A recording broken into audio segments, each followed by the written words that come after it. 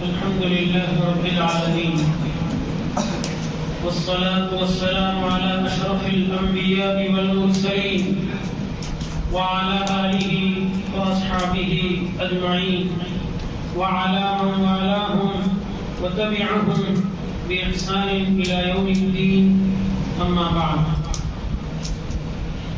بزرگان محترم، برادران عزیز، کل کی گفتگو میں ایک بات جو قسم سے متعلق ہے، آدمی قسم کھاتا ہے کوئی بھی کام کرنے پر تو شریعت میں اس کا کفارہ کس کو کہتے ہیں. اس سلسلے میں شریعت نے قسم کو جائز رکھا ہے. آپ قسم کھا سکتے ہیں کہ کوئی کام کرنے یا نہ کرنے پر، لیکن یاد رکھیں گناہ کی قسم نہیں کھانا ہے. مثال کے طور پر کوئی قسم کھائے کہ میں ماں باپ سے بات نہیں کروں گا، یہ قسم فوری توڑے اور اس کا کفارہ دے. یا اگر کوئی یہ قسم کھائے کہ آج سے میں عشاء کی نماز نہیں پڑھوں گا، فوری یہ قسم توڑے، عشاء پڑھے اور کیا کرے، کفارہ دے. کیونکہ قسم کھائی جا سکتی ہے، لیکن قسم کسی اچھے کام اور آئندہ کے کام کے لیے کھانی چاہیے. اس کے لیے شریعت میں 3 کفارے بتائے ہیں. پہلا کفارہ یہ ہے کہ فَكَفَّارَتُهُ إِطْعَامُ 10 مساکین، 10 مسکینوں کو کھانا کھلانا. اگر قسم توڑ دیا، پہلے کیا کرنا، 10 مسکینوں کو کھانا کھلانا یا 10 مسکینوں کو کپڑے بنانا، یا نہیں تو غلام آزاد کرنا. اب غلام آزادی کا تو زمانہ ہے ہی نہیں، تو یا یہ بھی نہیں ہو سکا وہ بھی نہیں ہو سکا تو کیا کرنا، فَمَن لَّمْ يَجِدْ فَصِيَامُ 3 ایام، 3 دن کنٹینیو بغیر بیچ میں چھوڑے کے روزے رکھنا، 3 روزے. تو اس سے کیا ہو جائے گا، قسم کا کفارہ ہو جائے گا. لیکن اس میں 3 جو ہے اس کا اختیار آپ کو نہیں ہوگا.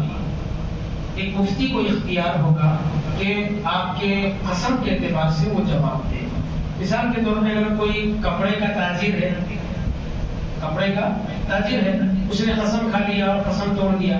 اگر اس سے کہا جائے کہ وہ خود اگر مسئلہ حل کر لے، کپڑے پہنانا ہے تو کپڑے آسانی سے پہنائے گا. اس کے لیے کوئی نفس پر، اس کی جان پر، اس کے دل پر کوئی شاق اور تکلیف نہیں گزری تو اس کو کپڑے کا نہیں بولیں گے، اس کو روزے رکھنے کا بولیں گے، تاکہ اس پر یہ بات شاق گزرے.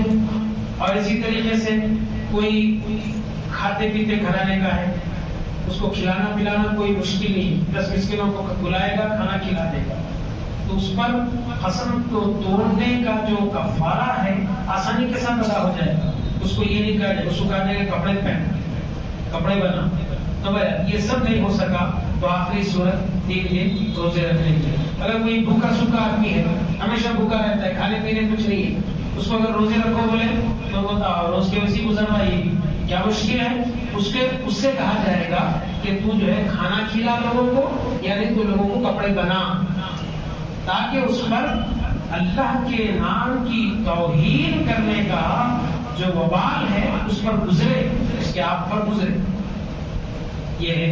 اس کے بعد اللہ نے فرمایا کہ دیکھو شراب خوری، جوا اور یہ جتنے کام ہیں سب کے سب نجس اور گندے کام ہیں اور یہ سب شیطان کے کام ہیں، تم اس سے بچے رہو. اللہ اور اس کے رسول کی فرما برداری کرو اور نافرمانی کرنے سے ڈرتے رہو. اس کے بعد آج کا جو سورہ انعام کے معنی آتے ہیں چوپائے.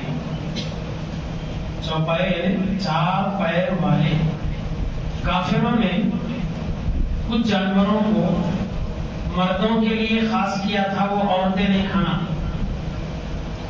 لوگ بنا لیے تھے ایسے، وہ جانور صرف مرد ہی کھانا، عورتیں نہیں کھانا.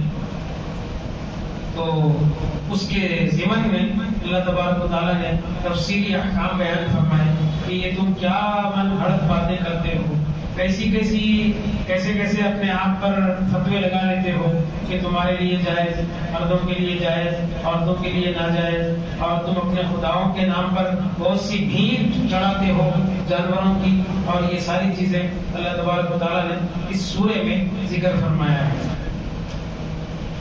اور اس کے بعد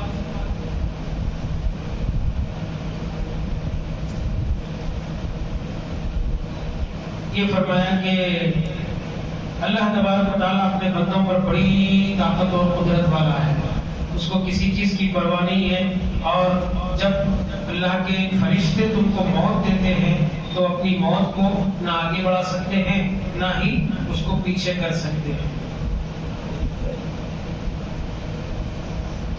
پھر اس کے بعد فرمایا کہ دنیاوی زندگی کھیل کود کے سوا کچھ نہیں ہے، تم اس کے دھوکے میں مت پڑو، یہ کبھی تم کو اچھی لگتی ہے، کبھی تکلیف دہ دکھتی ہے، یہ صرف اور صرف کھیل کود ہے، اور دنیاوی زندگی کے دھوکے میں مت رہو، بلکہ آخرت کی فکر کرو، اور وہ دن ایسا ہے جس دن تمہاری کوئی سفارش نہیں کرے گا۔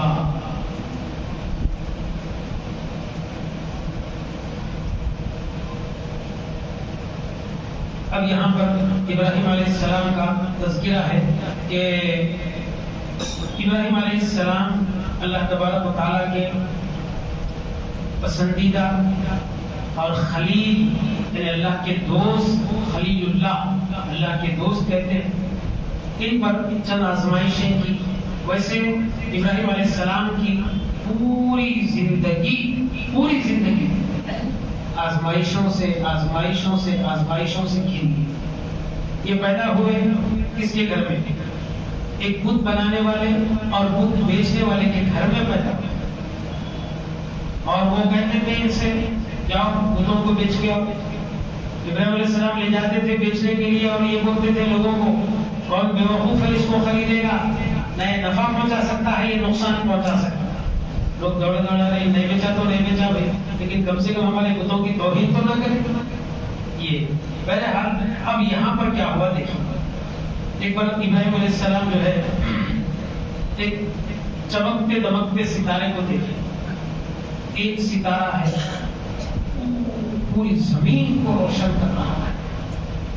دل میں خیال ہوا ہو سکتا ہے یہ میرا رب ہے، لیکن ستارے کب تک رہتے ہیں؟ صبح ہوتی سب ڈوب گیا ستارہ، ڈوبنا ہی تھا، تھوڑی دیر کے بعد ہی، صبح بھی نہیں تھوڑی دیر کے بعد ہی ڈوب گیا، ڈوبنا ہی تھا۔ کہا کہ میں ڈوبنے والوں کو پسند نہیں کرتا، مجھے تو ایسا خدا چاہیے جو کبھی ختم نہ ہوتا۔ یہ ستارہ ڈوب گیا، میں اس کو پسند نہیں کرتا۔ اچھا اس کے بعد کیا ہوا؟ نظر دوڑائی، ایک چاند دکھا جو اس سے بڑا تھا، ستارے سے بڑا تھا اور روشن تھا، منور تھا، پوری زمین کو روشن کیا ہوا تھا۔ آپ نے جب اس کو دیکھا تو کہا کہ یہ میرا رب ہوگا، تو لیکن جب یہ بھی ڈوب گیا تو آپ نے کہا کہ میں جو ہے ان ڈوبنے والوں کو خدا تسلیم نہیں کرتا۔ جب صبح ہوئی اتنا بڑا سورج نکلا، معلوم ہے سورج کتنا بڑا ہے زمین سے؟ زمین جتنی ہے اس سے 10 گنا بڑا ہے، یعنی 10 زمینوں کو ملا دیے تو ایک سورج بنتا ہے۔ یہ ہم کو صرف اتنا چھوٹا سا دکھتا ہے، یہ اتنا نہیں ہے، یہ جتنی ہماری زمین ہے نا یہ 10 حصے ملا دیتے ہیں تو تب کہیں جا کے ایک سورج بنتا ہے۔ آپ نے جب اس کو دیکھا اور کہا یہ بڑا ہے اور ہو سکتا ہے یہ میرا رب ہے، لیکن جب یہ بھی ڈوب گیا، ڈوبنا ہی تھا، اپنی قوم کو گواہ کر کے بولا بے شک قوم دیکھو سنو، میں بیزار ہوں ان خداؤں سے جن کو تم پوجتے ہو۔ یہ کیا ہے؟ تھوڑی تھوڑی دور رہنے والے، چند چند لمحوں کے لیے رہنے والے، میں ان کو پسند نہیں کرتا۔ اس کے بعد آپ نے یہ دعا کی اللہ تعالیٰ سے، انی وجہت وجہی للذی، میں اپنے آپ کو جھکا دیا اس ذات کے لیے جس نے زمینوں اور آسمانوں کو پیدا کیا۔ وما انا من المشرکین، اور میں سارے دینوں کو چھوڑ کر ایک خدا کی طرف آتا ہوں اور میں مشرکین میں سے نہیں ہوں۔ یہ اتنی پسند آئی اللہ تعالیٰ کو کہ امت محمدیہ میں، حالانکہ ابراہیم علیہ السلام کا زمانہ کب تھا اور نبی پاک صلی اللہ علیہ وسلم کا زمانہ کب تھا؟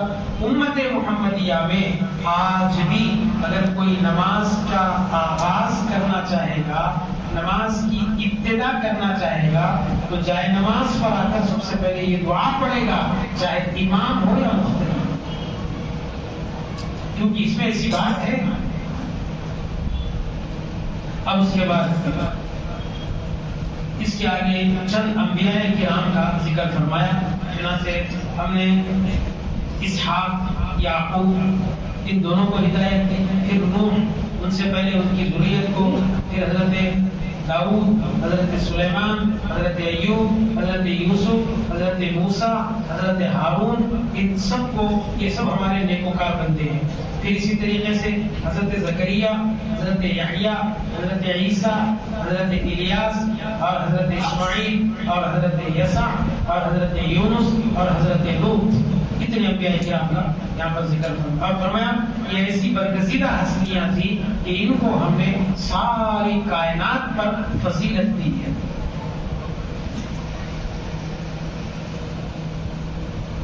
اس کے بعد اس کے دوسرے رکوع میں اللہ تبارک و تعالیٰ نے فرمایا، دیکھو ہم صبح کو رات سے نکالتے ہیں، صبح کے جب وہ پھٹتا ہے تو رات سے ہی نکلتا ہے، اور زندے سے ہم مردے کو نکالتے ہیں، مردے سے زندے کو نکالتے ہیں۔ یہ ہماری قدرت کی نشانی ہے، تم کچھ نہیں کر سکتے۔ انسان پیدا کرنا تو دور، انسان بلکہ ہمارے مخلوق میں سب سے حقیر مکھی، یہ بہت بڑی ہے، مچھر پیدا کر کے بتاؤ، نہیں کر سکتے۔ پھر اس کے بعد یہاں پر فرمایا کہ رات کو ہم نے تمہارے لیے سکون کا باعث بنایا تاکہ تم اس میں سو سکو، اور اس چاند کو، سورج کو ہم اپنے حساب سے چلاتے ہیں، اور ہمارا حساب سب سے باریک ہے کہ چاند بھی اپنے محور میں چلتا رہتا ہے، سورج بھی اپنے محور میں چلتا رہتا ہے، لیکن ہم نے ایک ہی جگہ سے روز نہیں نکالتے ہیں سورج۔ ہم کو نظر آتا ہے روزانہ مشرق سے نکلتا ہے، لیکن مشرق سے مغرب تک اس کے پہنچنے کے جو راستے ہیں 360 راستے ہیں، روزانہ ایک راستے سے نکلتا ہے، دوسرے راستے سے ڈوبتا ہے، تو اس طریقے سے جب اس کی چکر پوری ہوتی ہے تو 1 سال ہوتا ہے۔ اور چاند کے بھی ہم نے ایسے ہی بنائے ہیں، لیکن اتنا باریک بینی سے اس حساب کا جائزہ لیا ہے کہ کبھی چاند سے سورج نہیں ٹکراتا، سورج سے چاند نہیں ٹکراتا، آپس میں یہ ٹکراتے بھی نہیں، روشنیوں میں خلل بھی نہیں کرتے، اور چاند سورج کی روشنی کو دن میں لیتا ہے، رات میں چمکاتا ہے۔ یہ سب ہماری قدرت کے نشانیاں ہیں۔ اور ہم نے ستاروں کو بنایا تمہارے لیے سمندر میں، اور رات میں چلتے وقت جب گھڑیاں نہیں تھی، یہ کشتیاں چلانے والے، ان سے پوچھو وہ اپنا راستہ کیسے طے کرتے ہیں؟ سمندر بیچ بھنور میں کشتی پھنسی ہے، اب بتاؤ کنارے پر جانا ہے، کیسے جاؤ گے؟ جدھر نظر دوڑاؤ پانی ہی پانی، پانی ہی پانی، اور رات کی تاریکی، چلو دن بھی نہیں ہے، چلو یہاں سے آئے تھے، اگر آئے نہیں تھے تو چلتے چلتے چلتے جب ایک راستے پر پہنچ جائیں گے تو جہاں سے آئے تھے وہ بھی یاد نہیں رہتا۔ ایک تو رات، پھر پانی، اب بتاؤ یہ سفر کیسے طے کرتے ہیں؟ تو ان کے لیے ہم نے ستارے بنائے ہیں، ستاروں سے یہ اپنا راستہ طے کرتے ہیں۔ آج بھی پرانے اور بڑے لوگ جو ہوتے ہیں، خیر وہ اب ہے نہیں ہے، لیکن بڑے لوگ وقت جو بتاتے ہیں وہ ستاروں کو دیکھ کر بتاتے ہیں کہ یہ وقت ہو رہا ہوگا۔ اللہ تعالیٰ بولے ہیں ہم اس سے تم کو ہدایت دیتے ہیں۔ اچھا، پھر ہم نے ایک جان سے تم کو پیدا کیا، آدم علیہ السلام اور حوا علیہ السلام، ان دونوں سے ہم نے تم کو پیدا کیا۔ نہ صرف پیدا کیا، تم ابھی ماں کے پیٹ میں 4 مہینے کے تھے، تمہارا کھانا پینا، کب مرو گے، کب تک جیو گے، تم جنتی ہے دوزخی ہے، سب لکھ دیے، اور تم زمین کے کس ٹکڑے پر پیدا ہوگے اور زمین کے کس ٹکڑے پر تم مرو گے یہ بھی لکھ دیے۔ پھر آسمان سے ہم نے تمہارے لیے پانی کو برسایا اور اس پانی کے ذریعے، پانی ایک ہی قسم کا ہے لیکن مختلف قسم کے ہریالیاں، مختلف قسم کے سبزیاں، مختلف قسم کے پھل، جس میں رنگ اور مزے کے اعتبار سے سب الگ الگ الگ ہیں لیکن سب کے لیے ایک ہی پانی ہے۔ یہ ہماری شان ہے، اللہ فرما رہے ہیں۔ بظاہر دیکھنے میں ایک جیسے نظر آتے ہیں بعض پھل، لیکن مزے کے اعتبار سے وہ الگ ہے، یہ الگ ہے۔ زمین و آسمان کو اللہ نے انوکھے انداز پر پیدا کیا۔ اس کے لیے اولاد کہاں سے ہو سکتی ہے، اس کے لیے بیوی کہاں سے ہو سکتی ہے، سب اس کی ملک ہے۔ سب کائنات میں جو ہے سب کا خالق، سب کا رازق وہی ہے۔ آنکھیں اس کو دیکھ نہیں سکتی لیکن وہ سب کو دیکھ سکتا ہے۔ وہ اللطیف الخبیر، وہ بہت باریک بین اور مہربان ہے۔ اس کے بعد یہاں پر فرمایا وَلَا تَسُبُّوا الَّذِينَ يَدْعُونَ مِن دُونِ اللَّهِ فَيَسُبُّوا اللَّهَ عَدْوًا بِغَيْرِ عِلْمٍ۔ تم ان کے بتوں کو برا بھلا نہ کہو۔ کیوں؟ ان کے بت جو ہیں پتھر کے ہیں، مٹی کے ہیں، چننے کے ہیں، سب کچھ ہیں، لیکن حقیقت میں یہ خدا نہیں ہو سکتے۔ یہ سوچ کر اگر تم ان کے خداؤں کو برا بھلا کہو گے تو وہ تمہارے خدا کو برا بھلا کہیں گے جو کہ اس کی شان کے خلاف ہے، لہذا تم ہی مت بولو، وہ بھی نہیں بولیں گے۔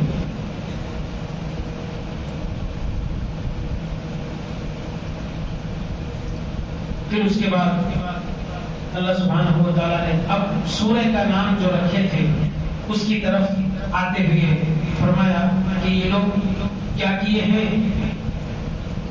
یہاں پر مختصر جنت کا ذکر فرمایا، اس کو دار السلام فرمایا۔ جنت کو لہم دار السلامی، ان کے لیے سلامتی کا گھر ہے۔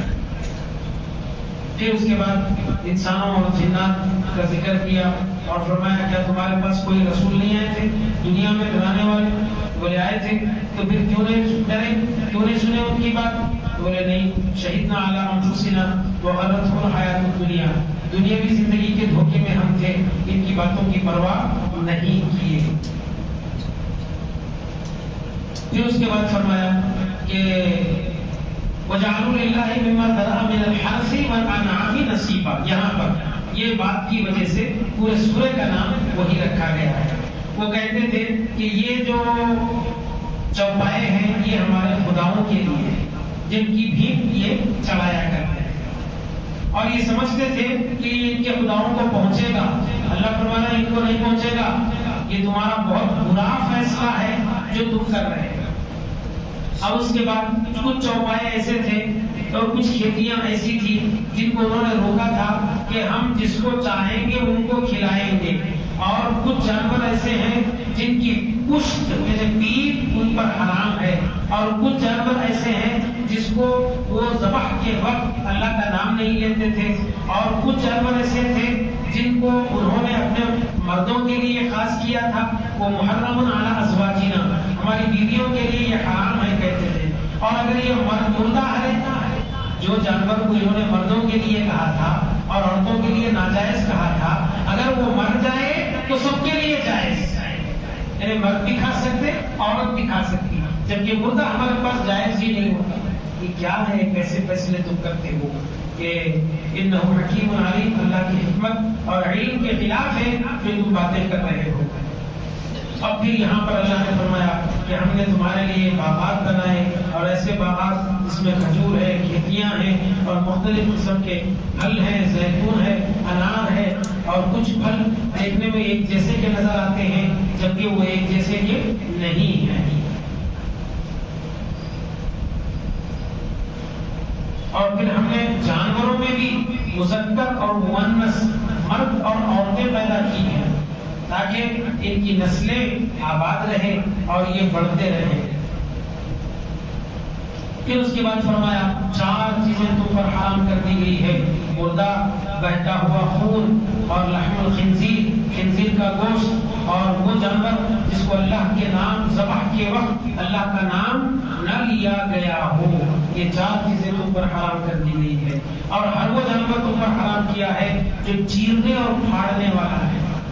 یہ دیکھو اللہ نے جن جانوروں کا گوشت جائز رکھا ہے اس وجہ سے رکھا ہے تاکہ اس کے صفات پیدا ہو.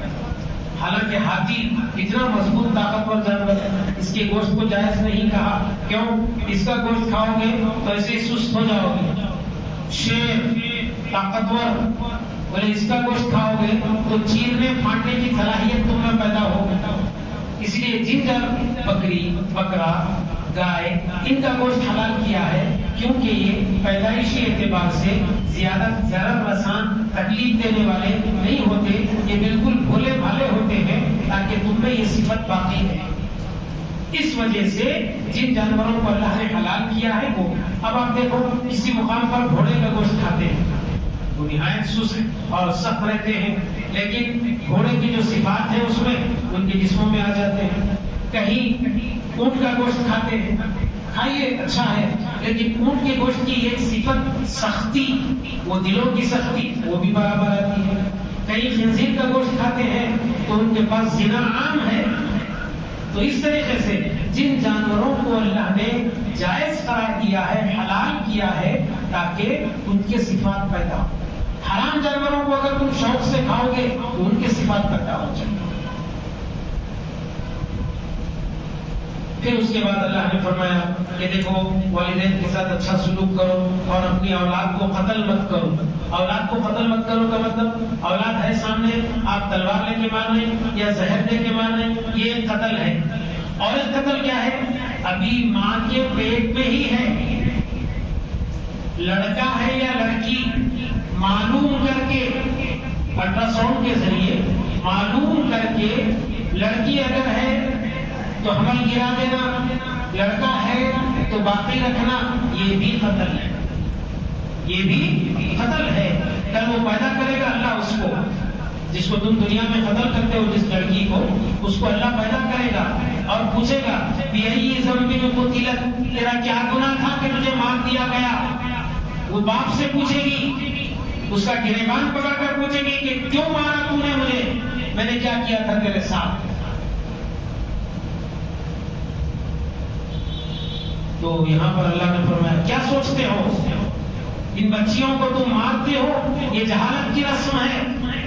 اسلام سے پہلے عربوں میں طریقہ تھا, لڑکی پیدا ہوتی تو زندہ دفنا دیتے تھے یا دیوار میں کھڑا کر کے دیوار بنا دیتے تھے تاکہ وہ چیخ چیخ کر وہیں دم توڑ دے.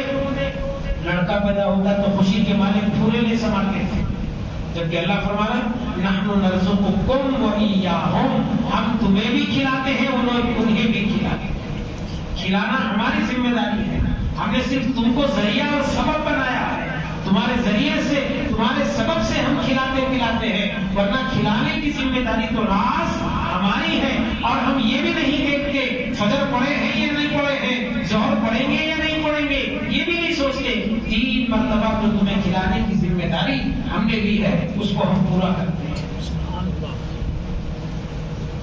اور گناہوں کے قریب نہ جاؤ, چاہے وہ ظاہری گناہ ہو یا چھپے ہوئے گناہ ہو, اور کسی جاندار کو قتل مت کرو. اور ایک بات یہاں پر فرمائی, یتیم کا مال نہ کھاؤ.